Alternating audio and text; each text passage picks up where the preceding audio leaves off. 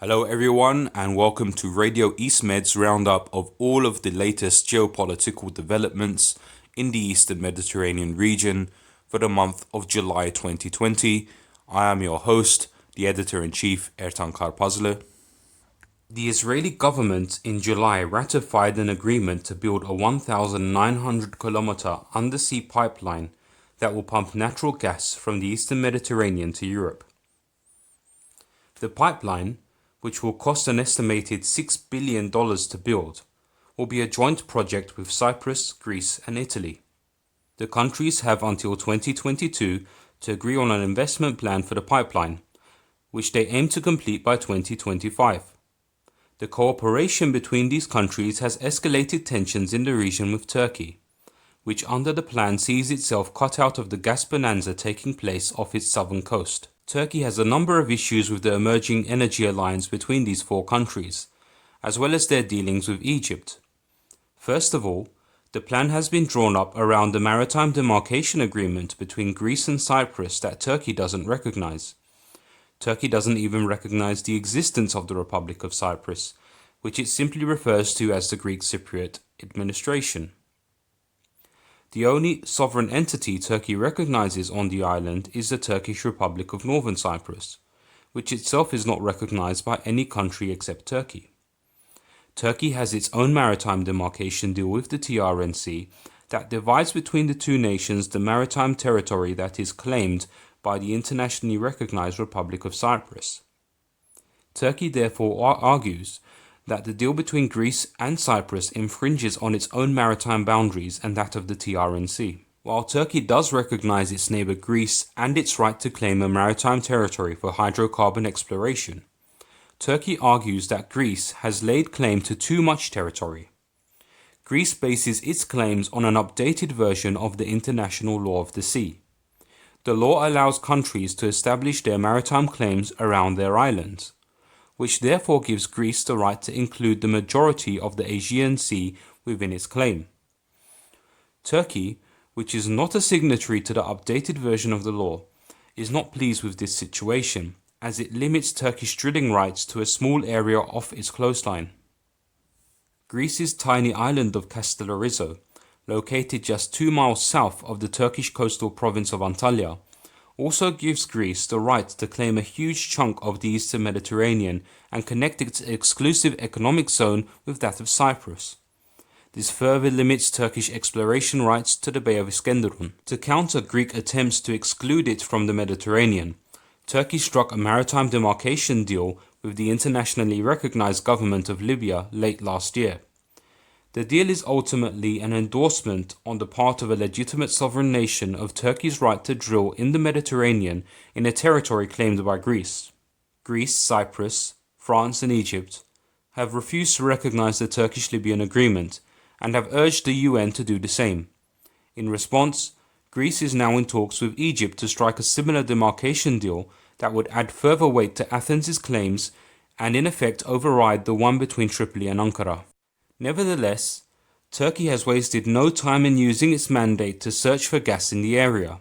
Its seismic vessels and drill ships have already been active in the waters of Cyprus, and now they have moved into waters between Libya and Greece. There have already been a number of close encounters between Greek and Turkish warships in the southern Aegean. But the reality is that neither the Greek nor the Cypriot navies have the capability to take on the Turkish navy in a sea battle. They would need the help of a more powerful country, and perhaps they hoped the arrival of a French warship in the region earlier this year would be a deterrent for Turkey. Again, Turkey showed no signs of backing down, even in confrontation with the French warship in June. To France's dismay, NATO actually took Turkey's side of the story after French President Emmanuel Macron launched a complaint to the transatlantic military bloc. Having failed to get the support from NATO they were looking for, France and Greece have turned their attention to the European Union. They are now calling for EU sanctions against Turkey and a halt to Turkey's EU accession process. President Macron has made no secret of his desire to establish a European army that would most likely rival NATO's role in the continent, which probably explains why he didn't get much success in gaining the bloc's favour in his nation's dispute with Turkey. But at present, the EU has no such army, although there is an article in the Lisbon Treaty that calls on individual EU countries to show solidarity when one of its members come under attack. Article 42 does not explicitly state solidarity needs to be shown in the form of military action. It does not require countries to give up their neutrality, and it does not necessarily undermine NATO's Article 5, which states that an attack on one NATO member is an attack on them all. Article 42 of the Lisbon Treaty was included mainly on Greece's request to give it an added leverage against Turkey, which is a member of NATO but not the EU. Now France and Greece are considering activating Article 42 against Turkey. With so many warships in the region, there is a real danger that tensions could boil over into a direct conflict at any time. Eastern Mediterranean nations are readying their navies for all possibilities with military drills. In July, Turkey carried out naval drills off the coast of Libya, while France held naval drills with Egypt. Turkey has often disrupted hydrocarbon exploration efforts in the region by issuing NAVTAX alerts, reserving vast areas of international waters for naval exercises. Neighbouring countries usually instruct their ships to divert course to avoid coming under fire accidentally, as this is the sensible thing to do. But in July, Greece took a stand and instead issued a NAVTAX in the same area as Turkey had declared its own over the same period of time. This time, Turkey did not consider the move a bluff. Almost out of the blue, Turkey's President Recep Tayyip Erdogan ordered for all Turkish drill ships to halt their operations near the islands of Crete and Castellarizo to allow Ankara and Athens to engage in negotiations amid reports of German mediation efforts. To save face, however, Turkey instead moved its ships to the waters off Cyprus, indicating its talks with Athens will in no way affect its attitude towards Nicosia. Regardless, Turkey's acceptance of talks with Greece was the first sign of a de-escalation following the peak of tensions. Turkey's backtrack could be considered an acknowledgement of the limits of its own power and the reality of the possibility of a war it would prefer to avoid. Until now, Turkey's confidence has largely come from its perceived support from the US. Although the US has its own issues with Turkey, Washington has given Turkey's policy on Libya a silent nod, as Turkey is currently the only force preventing Russian-backed forces advancing west of Sirte. In that aspect, Turkey was able to expect the US to support its policy over the policies of Greece and France, who, like Russia, have backed renegade commander Khalifa Haftar in the Libyan conflict. But that's not to say that Turkey has been given the green light to behave how it wants in every situation. The commencing of US military drills with Cyprus a year after Washington overturned an arms embargo on Nicosia was a signal to Turkey that it was beginning to overstep its mark. Furthermore, despite being on opposing sides in Libya, Turkey and Russia have largely been cooperating to limit fighting and push for a political solution, just as they have done in Syria. In a way, Turkey needs Russian involvement in Libya to justify its own involvement to the US and even European countries, like Italy and Malta, who fear the entire Libyan coastline falling to Russians more than they fear it falling to Turks. At least the Turks can somewhat be controlled through the threat of sanctions. The Russians, however, are a little harder to control and much more powerful adversary that is neither part of NATO nor the EU. But recent incidents involving a clash of Turkish and Russian interests are also sending the message to Turkey that the Russians are growing impatient with Ankara's behavior. This has been seen in Syria, where Russia carried out an airstrike on Turkish allies in Al-Bab, perhaps as a warning to Turkey to speed up its clearing of rebel groups along the M4 highway in southern Idlib. Unconfirmed reports have also suggested that a recent airstrike on the Turkish-controlled Al-Watiya airbase south of the Libyan capital Tripoli was also carried out by the Russians to warn Turkish-backed forces against making moves towards capturing the oil-rich city of Sirte. Also, an Armenian attack on Azerbaijan's Tovuz region could be seen as another message. Russia is a strong backer of Armenia, while Azerbaijan is a Turkish ally. Tovuz is an important intersection for a number of energy and transport projects between Europe and Azerbaijan, running through Turkey, that run counter to Russian interests. Turkey might be able to take cheap shots at Greece while no one is looking, but it is in no position to anger the US, the EU and Russia all at the same time, despite managing to achieve that with its decision to reconvert the Hagia Sophia in Istanbul back into a mosque. Perhaps Turkey was able to get away with that because the Hagia Sophia only carries a spiritual significance rather than a geopolitical one. But the reality is that despite its admirable efforts to wriggle itself to geopolitical freedom, Turkey is still very much in an internationally enforced stranglehold. Turkey is already in the midst of a currency and inflation crisis that is turning much of its population against the governing AK Party. It cannot risk coming under sanctions or diplomatic isolation. Should the AK Party get voted out, Turkey may come under a more internationally compliant government that will roll back on all its overseas and cross-border endeavours. So, just as Turkey is de-escalating tensions with Greece, it is also showing more of a desire to seek out a peaceful solution in Libya. Now that everyone has their cards on the table, they can finally start talking. The only alternative to talks now is war. But while the threat of war in the Eastern Mediterranean takes precedence, it seems that many of the states involved in the dispute are forgetting about the thing that is potentially bringing them to blows: natural gas.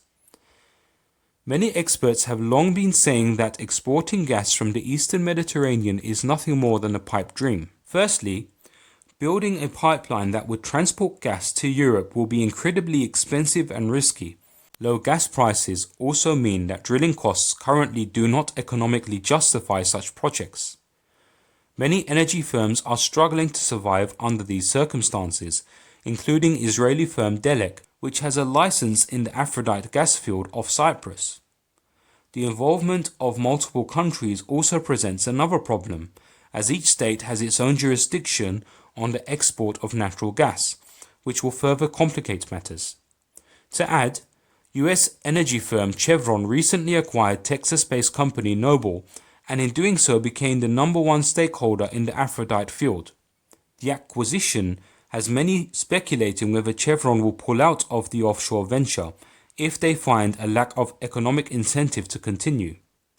Regardless of how tensions in the region develop, it is more than likely that international gas exports from the Eastern Mediterranean will never come to fruition. So why all this bother? Well, when one nation shows interest in exploring for hydrocarbons in the region, all nations are obliged to get involved. They cannot simply sit back and allow a competitor to take all the spoils. Natural gas exports may not be viable today, but may be in the future. Then again, there is no guarantee this will ever be the case. And there are certainly a lot more areas each country could be investing in that would bring about more regional cooperation without the risk of war. This may lead one to wonder, what is actually the point of this gas bonanza, if not war itself? The situation has already brought a French warship to the fray, which would have no need to be in the region otherwise. It has created an unnecessary crisis between Turkey and the EU, one which could lead to Turkey being slapped with sanctions and having its economic growth put back 50 years. It is creating a situation that could eventually see Turkish ships unable to access the open seas without passing by European gunboats. In other words, a naval blockade. By coming out to defend its interest in the Mediterranean, Turkey may instead be getting deliberately drawn into a war it is not ready to fight. Opinions will vary, but it may be the right time to ask whether war is the consequence of the Eastern Mediterranean gas bonanza or the aim. Egypt's parliament in July approved a motion that would allow the country to deploy its army abroad. The approval came after a separate approval from Libya's eastern-based House of Representatives to allow Egypt to intervene on its behalf in the Libyan conflict. This sudden escalation in the Libyan war comes as a reaction to a deal struck between Libya's internationally recognized government and the government of Turkey late last year. The deal between the Tripoli-based government of National Accord and Ankara saw the arrival of Turkish troops in western Libya to help the besieged Libyan government survive an attempted power grab by renegade commander Khalifa Haftar, whose LNA forces fight for the parallel eastern government of Tobruk. The Turkish intervention turned the tides in the conflict. Prior to the deployment of Turkish troops in Libya, the Libyan government was on the verge of collapse as Haftar's forces made inroads into the capital and advanced on Mytika International Airport. Thanks largely to its introduction of cheap, easy-to-produce, disposable drones to the conflict, Turkish forces and their allied fighters helped beat back Haftar's offensive on the airport. Then began the counterattack, as GNA forces retook much of Libya's western coastline, Haftar's stronghold of Tarhuna, and the game-changing Al-Watiya airbase. Without the appropriate air cover that the base had provided for them, Haftar's forces in and around Tripoli started to surrender and retreat. For Egypt, this unexpected change in affairs was a nightmare. Egypt has backed Libya's eastern-based government in opposition to the UN's decision to endorse the GNA, an all-inclusive transitional government that the international body helped put together in a bid to end the conflict. Despite its international backing, however, many in Libya regarded the government to be illegitimate owing to its being elected by external powers. This stems back to the ousting of Libya's former strongman leader Muammar Gaddafi in 2011, at the beginning of the Arab Spring uprisings. Although many Libyans rose up against Gaddafi's dictatorship, the role NATO airstrikes played in helping rebels oust him from power in many ways stole the revolution from the Libyan people and raised questions over the legitimacy of anyone who'd attempt to replace him. Khalifa Haftar, a Gaddafi loyalist, was able to seize this opportunity to present himself as an Arab patriot fighting against foreign invasion and foreign-imposed puppet regimes. His rejection of political Islamists with links to the Muslim Brotherhood in the GNA, who he claims are terrorists, set him on a quest to uproot the authorities in Tripoli and bring victory to the more secularist Tobruk administration. This also made him an ideal partner for Egypt's President Abdel Fattah al-Sisi, a former military commander who himself came to power after deposing his predecessor Mohamed Morsi in 2013, and has worked to erase the Muslim Brotherhood in Egypt ever since. But with the GNA now on the comeback, Sisi faces the real possibility of Egypt's western neighbour coming under the influence of the Muslim Brotherhood, which would no doubt encourage the re-emergence of the Brotherhood in Egypt. This is why Sisi sees it as imperative to his survival that Egypt prevents the fall of Libya's oil-rich city of Sirte to the GNA, whose forces are now on the city's outskirts waiting for the command to attack. The help of Russian Wagner Group mercenaries, who have recently occupied important oil refineries in Sirte, was not enough to enable a Haftar victory in Tripoli, and without an extra boost from somewhere, they will not be able to defend Sirte in the event of another GNA advance. If Sirte falls, the GNA will gain the economic upper hand in the conflict, and from there would easily be able to move on to capture Benghazi and Tobruk before finally arriving at Egypt's borders. Another worry for Sisi is reports that Turkey has its eyes set on establishing a permanent military airbase in Jufra, which would allow the Turks to encompass the Egyptians. Under President Recep Tayyip Erdogan, Turkey has supported the Muslim Brotherhood, who are still bitter about the Sisi-led coup in 2013. Sisi therefore would not welcome a Turkish military base to its west. Although towards the end of July, Turkey started to show signs of de-escalating tensions in Libya and the eastern Mediterranean, Egypt went ahead with military drills on its western border with Libya just days after Turkey held naval exercises off Libya's government-controlled western coast. By not entering its troops into Libya immediately after being granted the parliamentary mandate to do so, however, Egypt is indicating that it prefers not to wind up in a direct conflict with Turkey and Sirte. Instead, Egypt hopes that Turkish-backed forces hold off an advance on Sirte in order to not necessitate the deployment of the Egyptian army. Deployment in Libya would leave the Egyptian armed forces overstretched as they are already engaged in heavy fighting against rebels in Sinai, and could still potentially go to war with Ethiopia over a dispute about the filling of an upstream megadam on the Blue Nile that threatens to cut off its water supply. Turkey, likewise, has no desire to go to war with arguably the only power in the region whose military strength matches, if not surpasses, its own. Turkey is instead hinting at incentives to make Egypt change its course. Ankara, based on its own understanding of the international law of the sea, has pointed out that a maritime demarcation deal between Cyprus and Egypt is cheating Egypt out of swathes of sea territory for hydrocarbon exploration. Clearly, the authorities in Cairo believe that by giving concessions on its exclusive economic zone to Cyprus, it is somehow gaining more than it is losing. Yet, the absence of a maritime demarcation deal between Cyprus and Greece is interesting. Both nations have been discussing the possibility of such a deal since Turkey signed its own demarcation deal with Libya's GNA. Although the Turkish-Libyan deal doesn't really affect Egypt's claims to its slice of the Eastern Mediterranean, Greece sees a huge chunk of its claimed maritime territory taken away. A deal between Athens and Cairo, therefore, is vital to override the deal between Ankara and Tripoli. And while overriding the Turkish-Libyan deal would certainly remove Turkey's incentive for getting involved in the Libyan conflict, Egypt may still want to consider its alternative options. Since the onset of the Eastern Mediterranean gas bonanza, there have been international efforts to court Egypt into acting against Turkish interests. In the 1 year Egypt's late Mohamed Morsi was in charge between mid-2012 and mid-2013, Egypt and Turkey found themselves very much on the same side. But under President Sisi, Cairo and Ankara have been at odds with each other on almost all issues. Much of this comes from Sisi's good relationship with Saudi Arabia and the UAE, both countries that are just as eager to wipe out the Muslim Brotherhood as much as he is. Turkey, meanwhile, has enjoyed close ties with Qatar, which has also been firm in its support for the Brotherhood.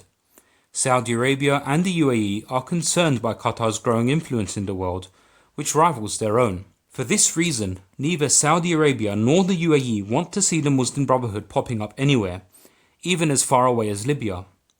But due to its distance, it is difficult for Saudi Arabia and the UAE to get involved directly in a region where they have no right to interfere.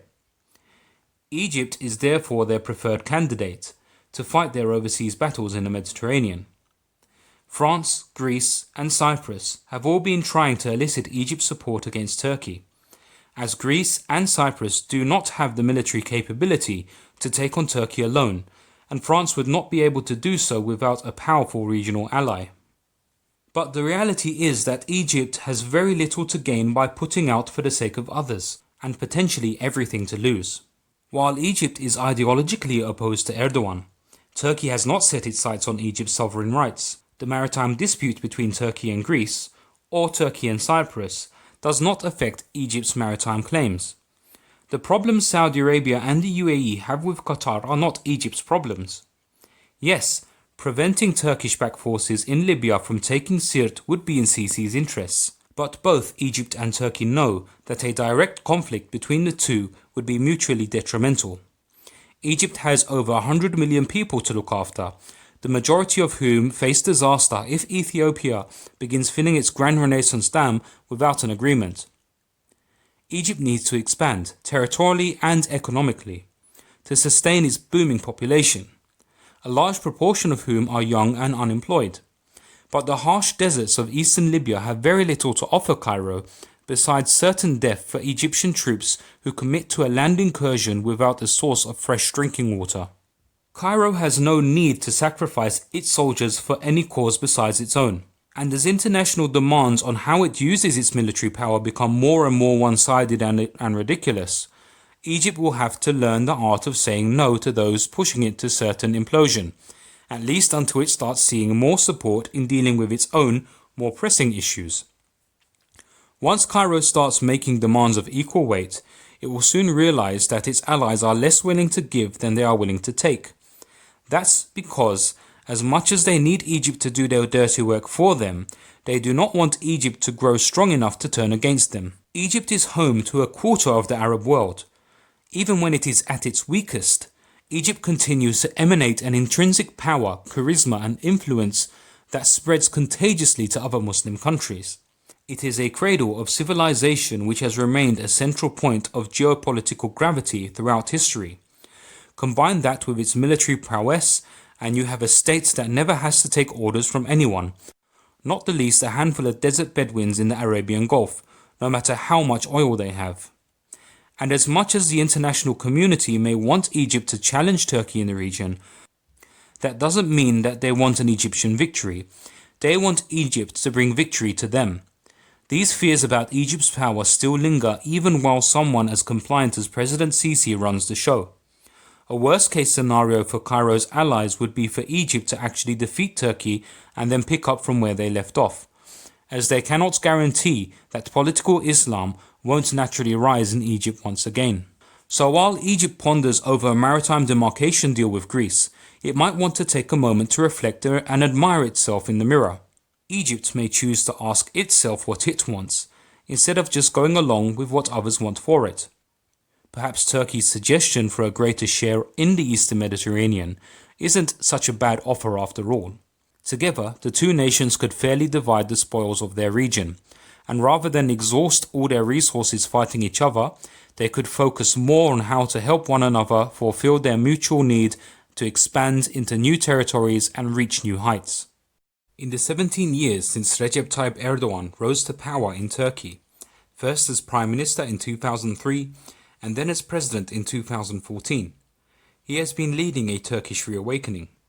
Erdogan and his Justice and Development Party have had to overcome a number of challenges and barriers within Turkey, including attempts to close the party down in 2007, widespread anti-government protests in 2013, corruption scandals in 2015, and a military coup attempt in 2016, not to mention a series of domestic and international terrorist attacks. Erdogan has achieved in Turkey what other leaders before him failed to achieve without being brought down by the country's staunchly secular Kemalist military commanders. He has built a popular and democratically elected government that has brought a degree of relative prosperity to his people, modernized state infrastructure, redefined mainstream socio-political discourse, and consolidated Turkey's position as a regional power to be reckoned with. What's more is that he has achieved all of this by taking an inclusive, evolutionary, step-by-step approach instead of undertaking dangerous revolutionary measures. As he has grown in power, he has become more and more outspoken. His background as a political Islamist is well known since his days as a student activist in the National Vision movement, set up by his mentor Necmettin Erbakan, who himself was ousted by the army in 1997. But when creating the AK Party while serving a prison sentence for reading a controversial poem in Parliament that same year, he remodeled himself as a leader dedicated to secularism, economic stability, and one in favour of Turkey's accession to the European Union. In his few years in power, despite facing a number of obstacles at home, Erdogan did very little to rock the boat internationally. He supported the 2004 Annan Plan to unite Cyprus and opened the doors for Turkey to join the EU. He also spent that time following through with legal reforms that the EU placed as preconditions for Turkey's membership. This gradual democratization of Turkey benefited his conservative support base, who had suffered greatly due to curbs on open displays of religious observance in state institutions. It also set Turkey on a positive road to ending its diplomatic isolation, which attracted foreign investors to help rejuvenate the stagnant Turkish economy and ultimately lead to Erdogan's government paying off the debts to the IMF in 2013. However, around the year 2009, Erdogan started showing his true colours.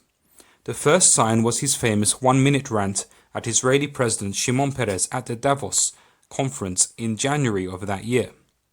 In 2010, IHH, a humanitarian organization with close ties to the Turkish government, sent the Mavi Marmara aid flotilla to break Israel's naval blockade on Gaza. the flotilla came under attack by Israeli commandos in international waters, and 10 activists on the ship were killed, irking heavy condemnations from Erdogan.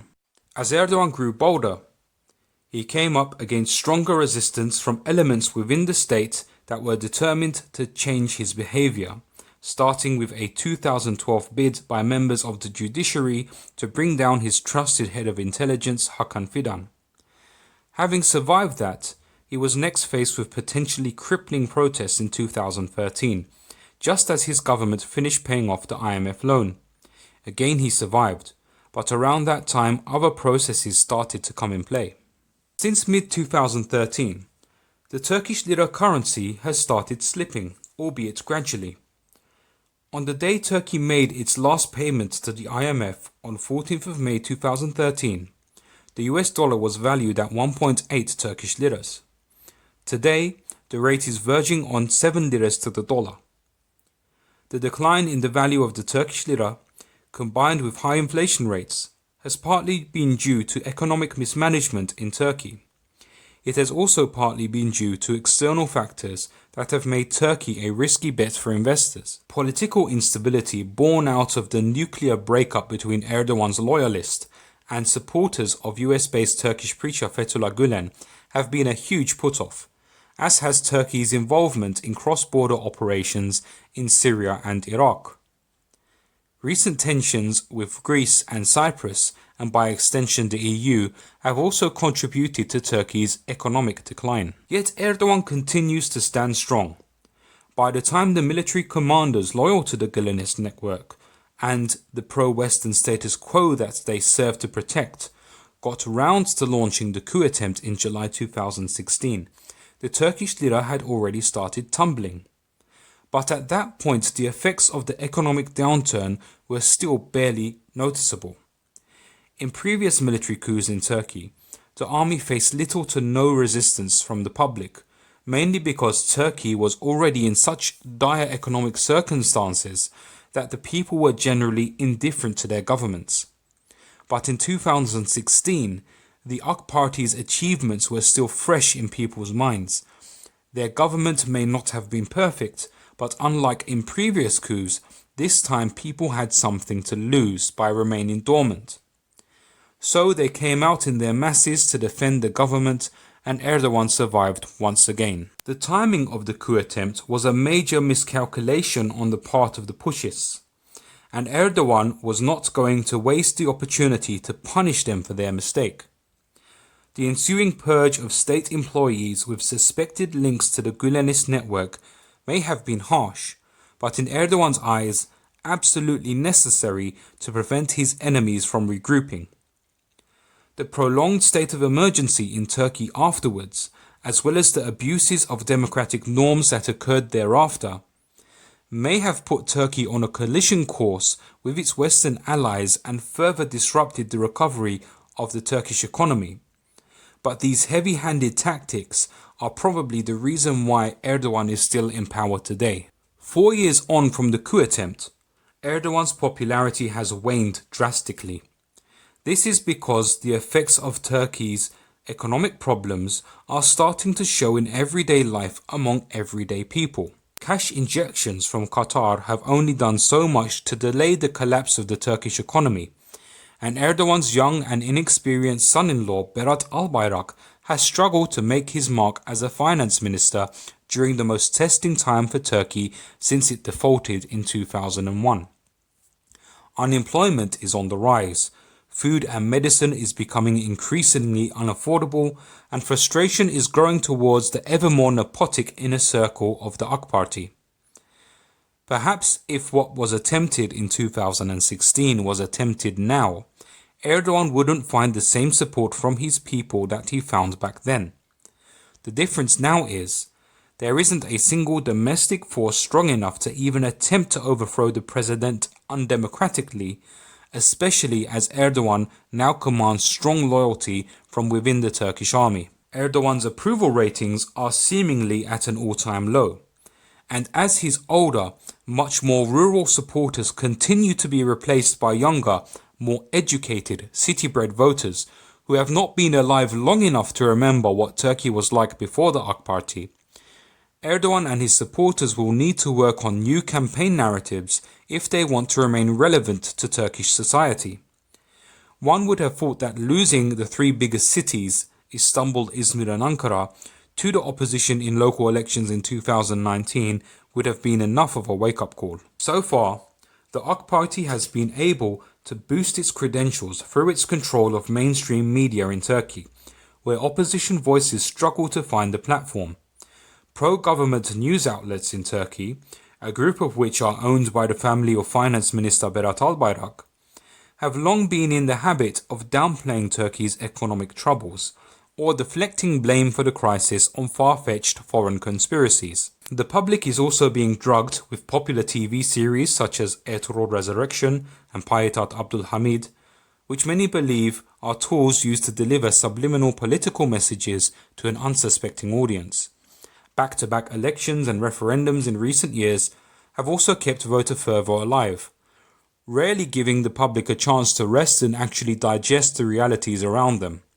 And now, a year into what was supposed to be a 4-year period of no elections, there is once again talk of an early presidential election being called sometime soon. This tactic was used in 2018 when Erdogan agreed to a call from his nationalist political ally Devlet Bahçeli to hold a snap election in order to usher in an executive presidential system ahead of schedule.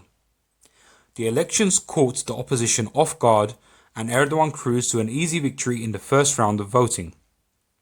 These elections were also held just before a major price hike across the country.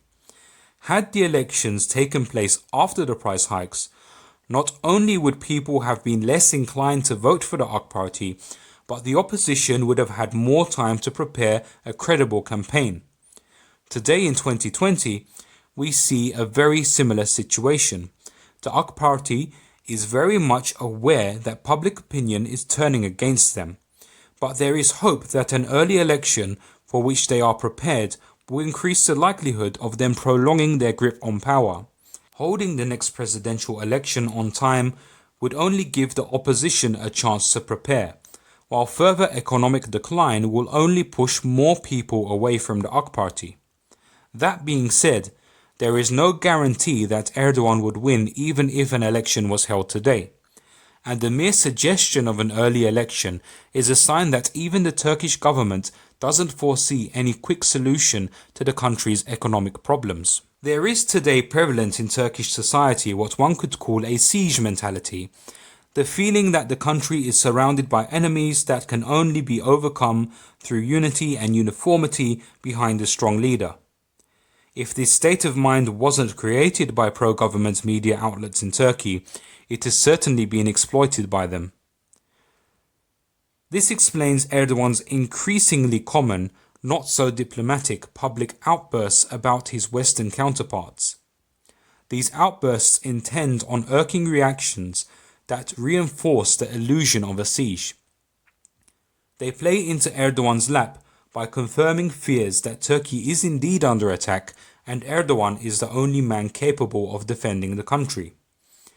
It also makes it easy to make moves as simple as turning the Hagia Sophia from a museum to a mosque come across like a Turkish reconquest of Istanbul. This latest move has restored morale in Turkey at a time it was needed most, and in turn scored some vital voter points for the AK Party, at least for the time being. The Hagia Sophia card has been up the AK Party's sleeve for a long time, and the fact that it was played now when Erdogan's popularity is rock bottom may be an indication that Turks may be heading to the ballot boxes soon. Erdogan is likely to keep pulling rabbits out of his hat like this to keep the applause for his show going. But he is fast running out of rabbits, and his audience are growing tired of seeing the same trick over and over again. While the Hagia Sophia move was perhaps enough to appease Turkey's ultra-nationalists, a growing proportion of disgruntled citizens are pointing at the country's free-falling economy, increasingly apparent corruption, intellectual brain drain, and alarming spike in cases of femicide. Nevertheless, Erdogan is still Turkey's most popular politician. But while destroying all his political rivals, He has also isolated himself from many who were once his allies, and who, in his earlier years as leader, would have helped him balance out his more impulsive, reactionary tendencies. He may have cleansed his circle from those who seek to undermine him, but he has also lost many who would have given him the insightful and constructive criticism he needs to keep performing at his best. The rise of cronyism in the AK Party since the purge of the Gülenists means that Erdogan now finds himself increasingly surrounded by yes-men, each competing for his favour for the sake of their own personal interests, not the interests of the nation. They have alienated Erdogan from the people and the people from Erdogan, and while Erdogan may be reassured of their loyalty, he may ultimately find himself betrayed by their lack of competence. As things stand, if there is a snap election, an Erdogan victory won't be because of the amazing job the AK Party is doing, but because of the failure of an unprepared opposition to strike while the iron is hot. Should he succeed in securing another term, unless the AK Party starts coming out with fresh, results-orientated ideas aimed at saving the economy and fixing the country's other deep-rooted problems, there is no guarantee that Erdogan will be able to complete that term. If public discontent continues to grow, the army wouldn't even need to get involved to change the government. Public riots over unemployment and high inflation would be enough to force a resignation. In such an event, Erdogan should expect those around him who are leeching off his power and are only concerned about their own interests to be the first to abandon him. The Middle East is broken. It has been broken for a long time. For the past 100 years, it has been the piñata of the world, with imperialist nations all swinging with their bats. During the fall of the Ottoman Empire, the region was carved up into various spheres of influence, mainly by Britain and France. After World War II, the US inherited the British Empire's power, while France gradually started the process of decolonization, but not without leaving behind a system that would allow their imperial ghost to continue haunting their subjects. The former Soviet Union attempted to make inroads in the Middle East during the Cold War, and in the case of Syria, it actually succeeded in replacing French influence with its own and securing for itself a vital naval base in Tartus. This granted the Russians access to the warm waters of the Mediterranean, but by the end of the Cold War, the Russians had all but been expelled from the region as the Mediterranean became what many began to call a NATO lake. Britain maintained its military bases in Cyprus, while France kept a presence in Lebanon. Meanwhile, the US positioned itself in the region as a mandatory mediator in conflicts involving its ally Israel. But under the Trump administration, the US has been showing less interest in the Middle East. This follows the blunderous US invasion of Iraq, which resulted in Iran taking advantage of sectarian divisions to boost its sway over the country's Shia majority. The collapse of order in Iraq also contributed to creating the chaotic conditions into which terrorist groups like ISIS were born. Ultimately, US involvement in the Middle East was proving to be more detrimental to the US interests than non-interference. Particularly in the Syrian civil war, Washington was not able to find any suitable partners from among the conservative Sunni Muslim Arab population, thus leaving the US no choice but to align itself with the YPG, a Kurdish far-left militia. With the YPG, the US was able to defeat ISIS in Syria, but due to the group's affiliation with the PKK, which is recognized as a terrorist group by NATO ally Turkey, further enhanced cooperation with them after the fall of ISIS would have proved problematic. The US found a handful of sympathetic elements within the YPG-led Syrian Democratic Forces who'd stay loyal to US interests east of the Euphrates after the withdrawal of US troops from Syria, but for the large part, the militia unsurprisingly capitulated to Russian-backed Syrian regime of Bashar al-Assad almost immediately after the US pullout. The decision of the US to cut back on its involvement in the Middle East left a power vacuum in the region that many have been rushing to fill. Economic and political turmoil in Syria and Lebanon has given Israel room to breathe and focus on its own growth strategy, while US allies Saudi Arabia and UAE work to ensure that unfriendly groups such as the Muslim Brotherhood and Iranian-backed proxies are suppressed. However, previous US strategies to remove Bashar al-Assad from power in Syria have been counterproductive in that they have given Russia the opportunity to boost its presence there. Russia has also been able to use Syria as a springboard to enter the Libyan conflict, having recently delivered fighter jets from its airbase in Latakia to assist renegade Libyan commander Khalifa Haftar's forces.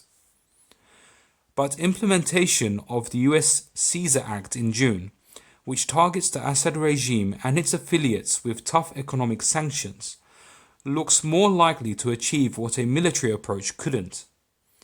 If not enough to cause the regime's collapse completely, the sanctions may force Assad to change his behavior, give concessions, and perhaps even reconsider his allegiances. For this reason, even Russia is starting to feel insecure about Assad's future, and is already undertaking damage control measures by looking for alternative allies that could represent Moscow's interests in a transitional government that would also include opposition parties.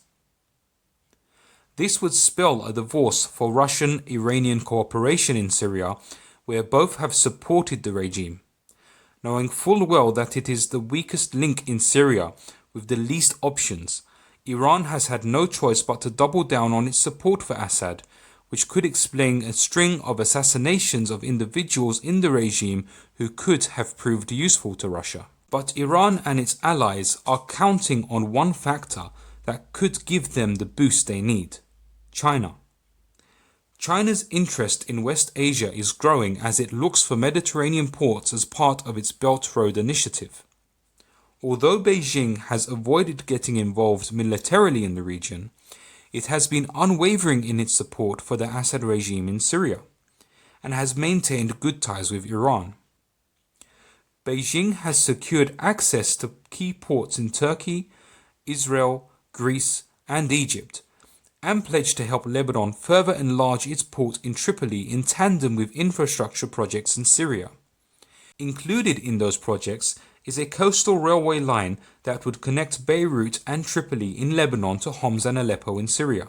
As a sign of China's growing influence in the region, Beijing has also established an overseas military base in Djibouti at a strategic location along the Red Sea, a choke point for cargo ships and oil tankers traversing between the Mediterranean and the Arabian Sea via the Suez Canal. Media organizations linked to Iranian-backed Lebanese militant group Hezbollah have particularly been pumping out news reports that China is preparing to invest in Lebanon, promising that the investments worth $12.5 billion would revive the country's crisis-hit economy and provide an attractive alternative to a much-needed bailout loan from the IMF.